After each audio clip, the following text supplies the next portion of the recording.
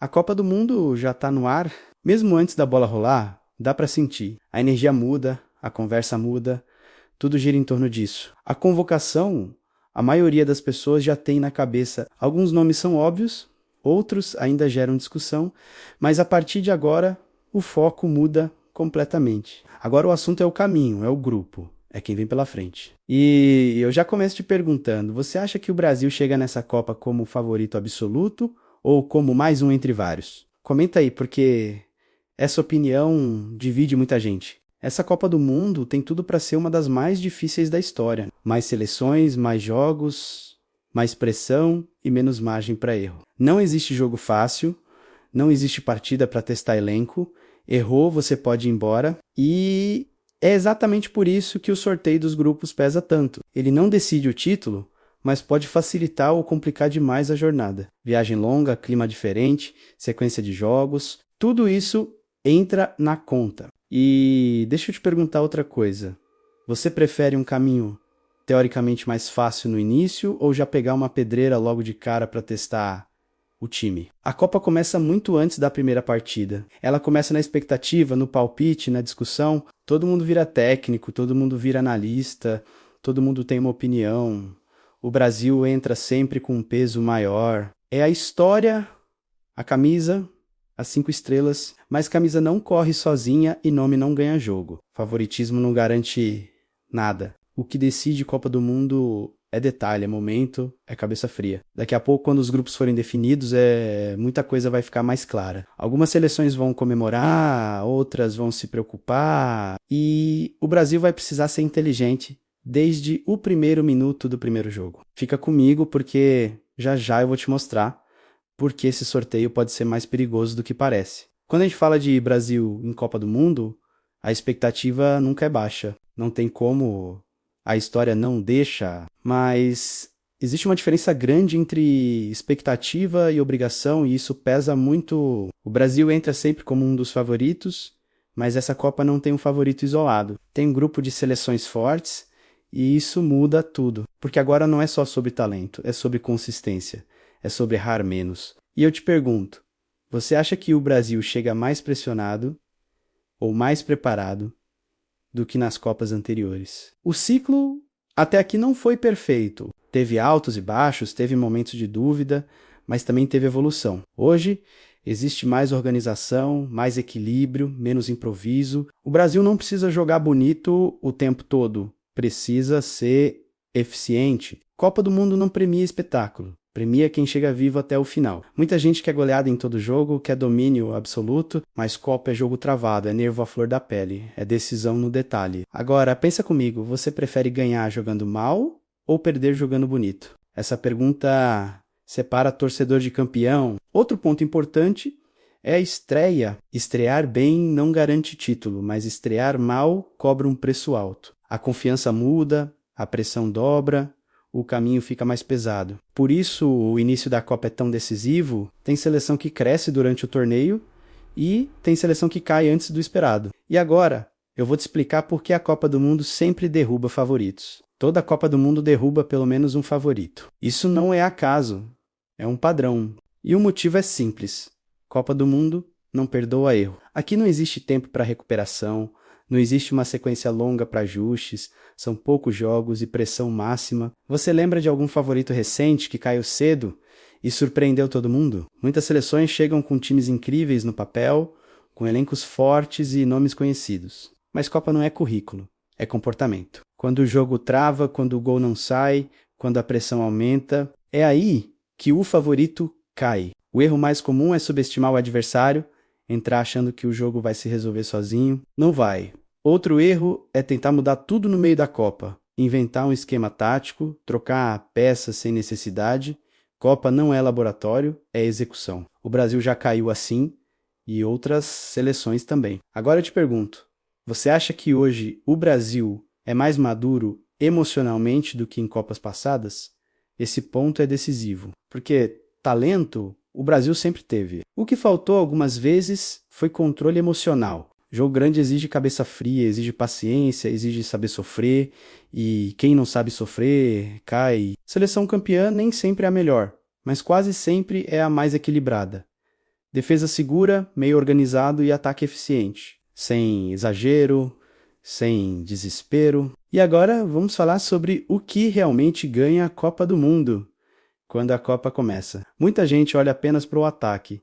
Quer saber quem decide, quem faz o gol. Mas Copa do Mundo se ganha de trás para frente. Uma defesa sólida, um meio-campo organizado e um ataque eficiente. Não é sobre amassar o adversário, é sobre controlar o jogo. Na sua opinião, o que ganha a Copa? A defesa ou o ataque? Seleções campeãs sabem jogar feio quando precisam, sabem segurar um resultado, sabem baixar as linhas. Isso pode até incomodar o torcedor, mas funciona. Outro ponto que pesa muito é o elenco. Não apenas os titulares, né? Mas quem entra no decorrer do jogo. Em Copa, sempre tem lesão, sempre tem suspensão, sempre tem imprevisto. Quem não tem um bom banco de reservas sofre. O Brasil precisa estar muito atento a isso. Você confia mais nos titulares ou nas opções do banco? Outro detalhe importante é a leitura de jogo. Tem partidas que mudam completamente no segundo tempo. Quem não se ajusta, perde. Uma seleção campeã reage rápido, não entra em desespero, não se perde emocionalmente. E é por isso que a fase de grupos é tão importante, porque muita gente acha que é só classificar, mas não é bem assim. A fase de grupos parece simples, mas é cheia de armadilhas.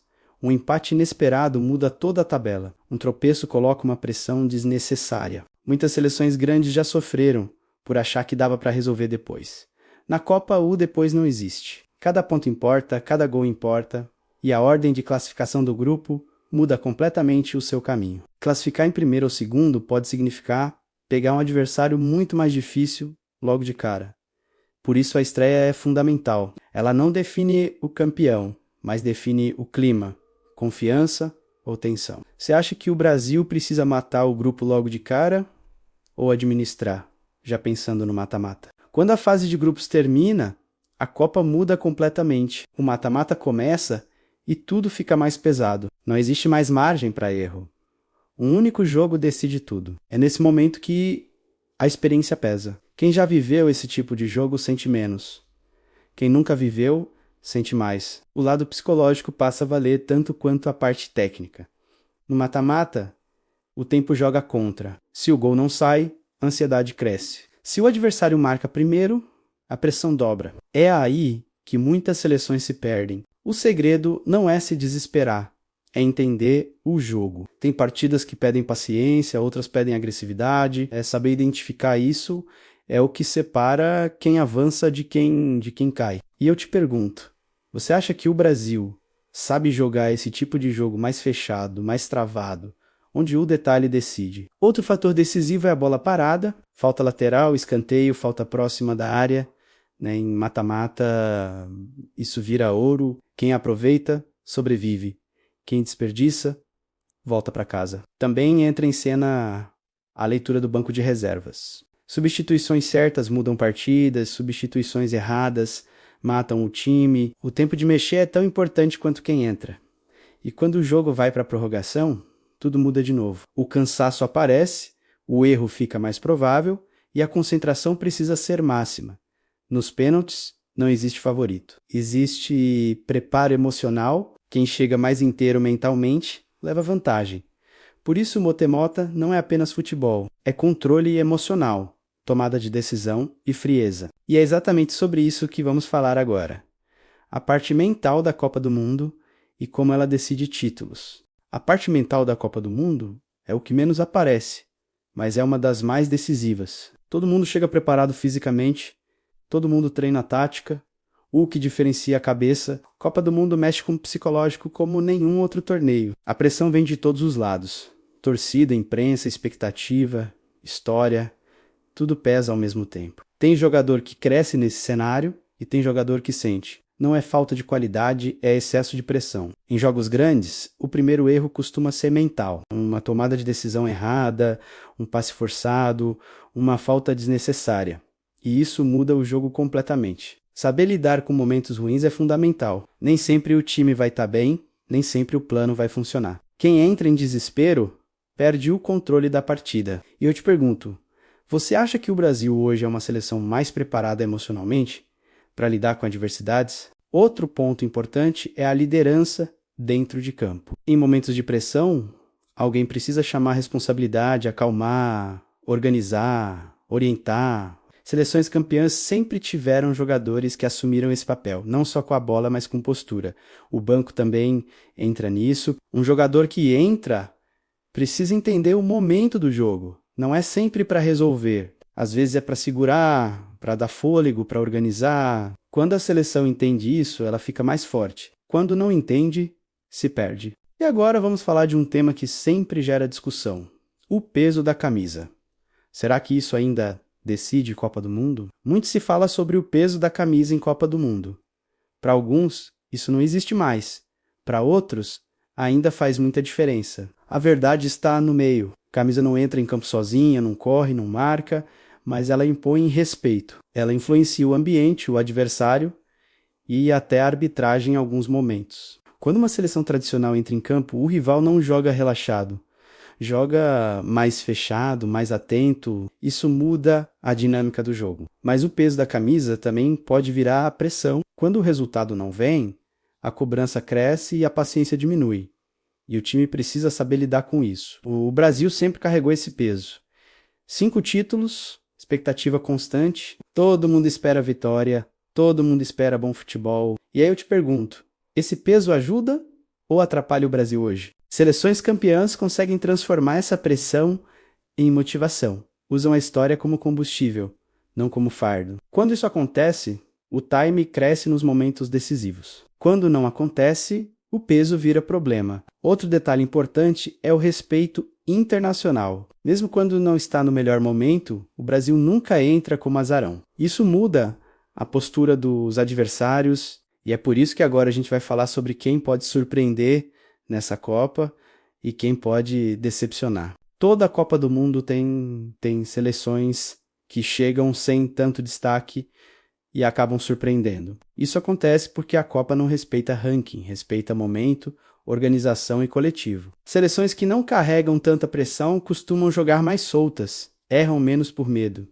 arriscam quando precisam. E isso, faz toda a diferença. Enquanto isso, algumas seleções chegam muito badaladas e sentem o peso da expectativa. A cobrança é diária, a vitória vira obrigação. E quando o resultado não vem, a confiança cai rápido. Agora, me diz aí nos comentários qual seleção você acha que pode surpreender nessa Copa. E qual você acha que pode decepcionar. Surpresa em Copa geralmente vem de time bem organizado defensivamente, um time que sabe fechar espaços e que aproveita o erro do adversário.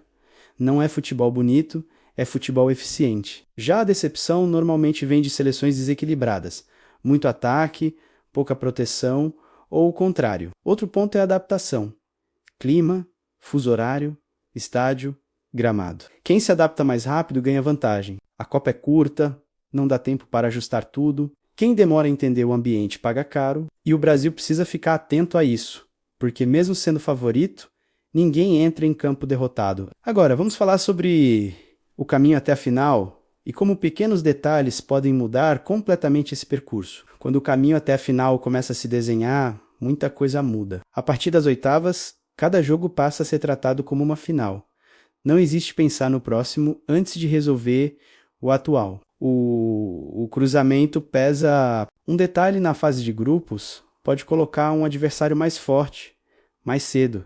E isso muda o planejamento, o desgaste e até o emocional do elenco. Às vezes um lado da chave fica mais pesado, mais equilibrado, mais desgastante. Quem sai vivo dali chega mais forte, mas também mais cansado. E eu te pergunto, você prefere um caminho teoricamente mais fácil até a semifinal ou enfrentar os mais fortes cedo para chegar mais confiante? Outro fator importante é o descanso. Dias a mais fazem diferença na recuperação física e mental.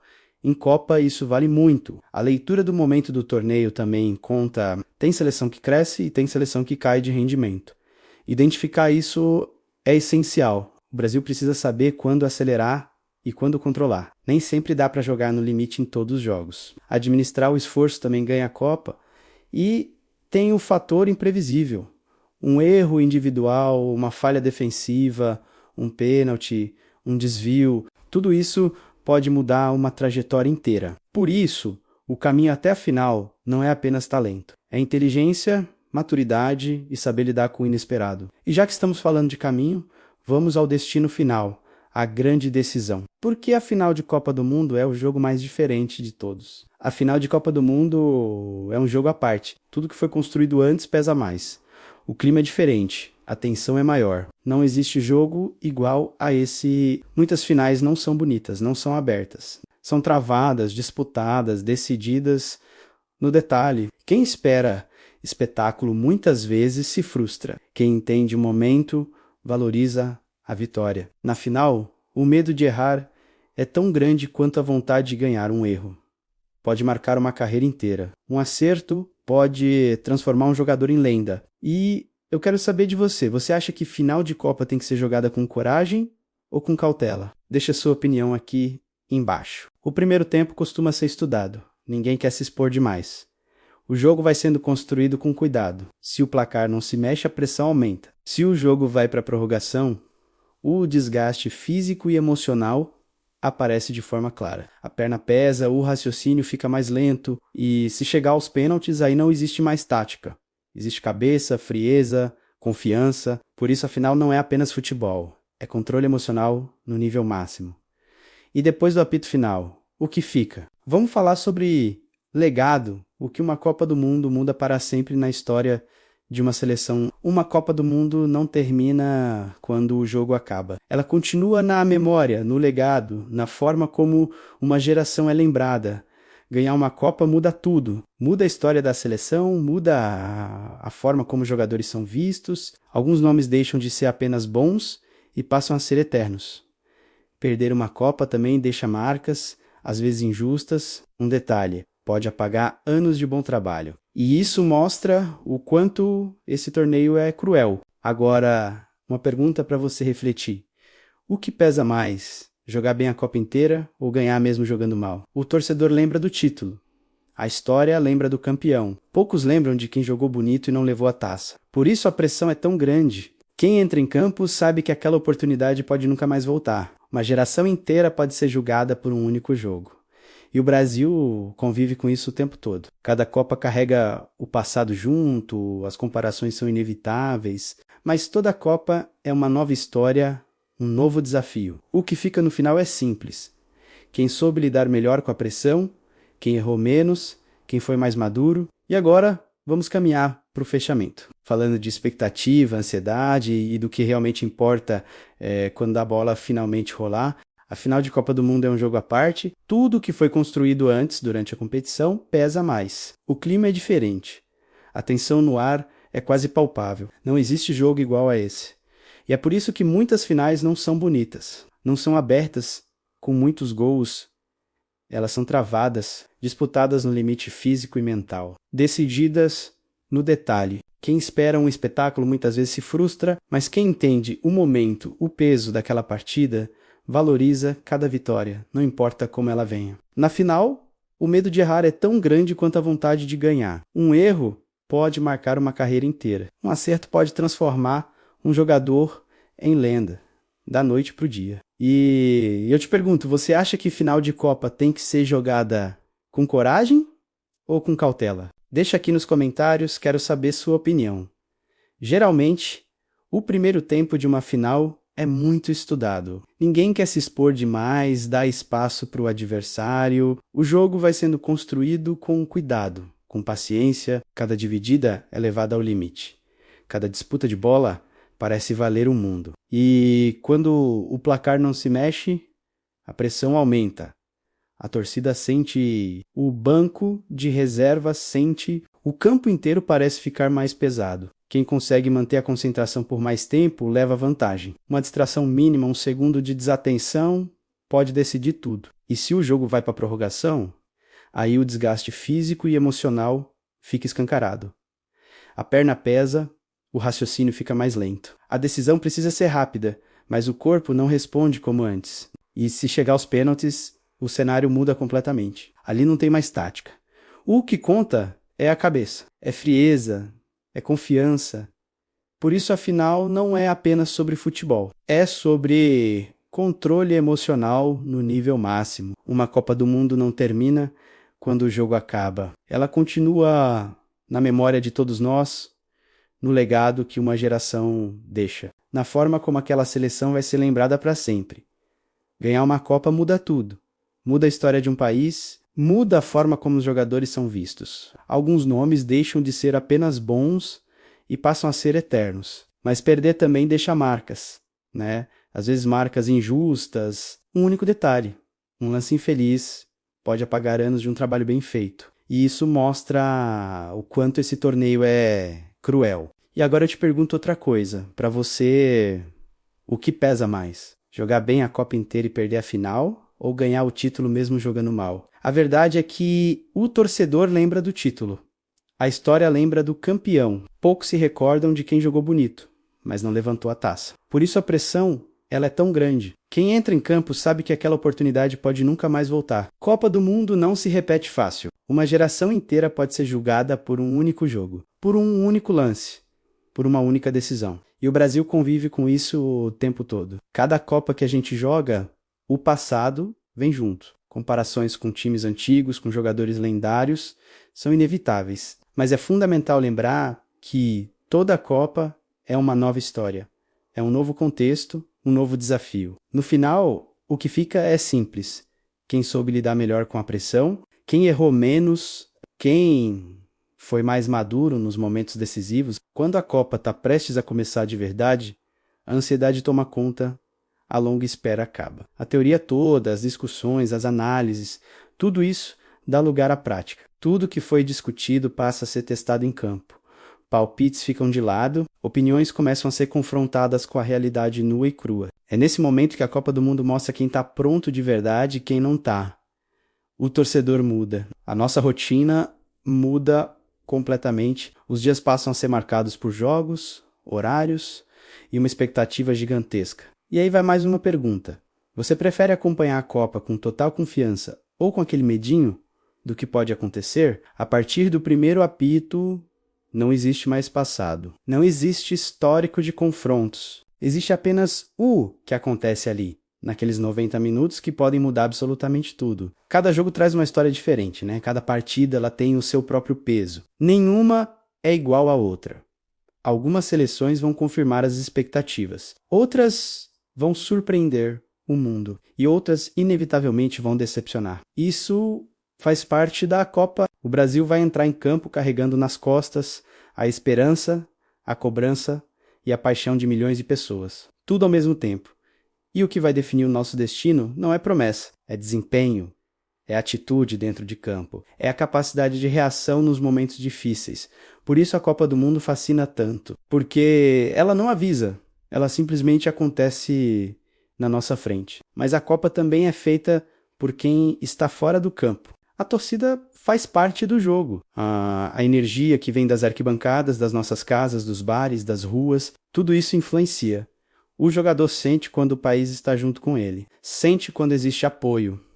Sente quando existe confiança. Mesmo a milhares de quilômetros de distância, essa conexão acontece. Torcer não é apenas comemorar um gol. É sustentar o time nos momentos difíceis. É acreditar quando o jogo não está fácil. É empurrar a seleção quando parece que falta força. E me diz uma coisa, como você costuma viver uma Copa do Mundo? Com emoção à flor da pele até o fim ou tentando se proteger para não sofrer tanto? Cada pessoa vive de um jeito diferente. Tem quem grite o jogo inteiro. Tem quem sofre em silêncio, quase sem respirar. Tem quem não consiga nem assistir a uma disputa de pênaltis. E tudo isso faz parte da magia da Copa. O importante é entender que a Copa do Mundo é uma experiência coletiva. É memória sendo criada em tempo real. É história sendo escrita bem na nossa frente. Daqui a alguns anos, todo mundo vai lembrar onde estava, com quem estava, o que sentiu em determinados jogos, naquele gol decisivo ou naquela defesa milagrosa. O resultado final, se vamos ser campeões ou não, ninguém controla. Mas o nosso envolvimento, a nossa paixão, isso sim, participar, opinar, torcer, comentar. E é exatamente isso que eu quero aqui no canal, que você participe. Que você comente o que pensa, que você discorde, que você concorde, porque a Copa do Mundo fica muito maior quando todo mundo faz parte dela. A bola vai rolar, as respostas vão começar a aparecer. E a história da próxima Copa vai ser escrita. Agora é com a gente, com o time em campo e com você acompanhando cada lance até o fim. Obrigado por assistir e não se esqueça de se inscrever para não perder nada sobre a nossa jornada na Copa. Valeu!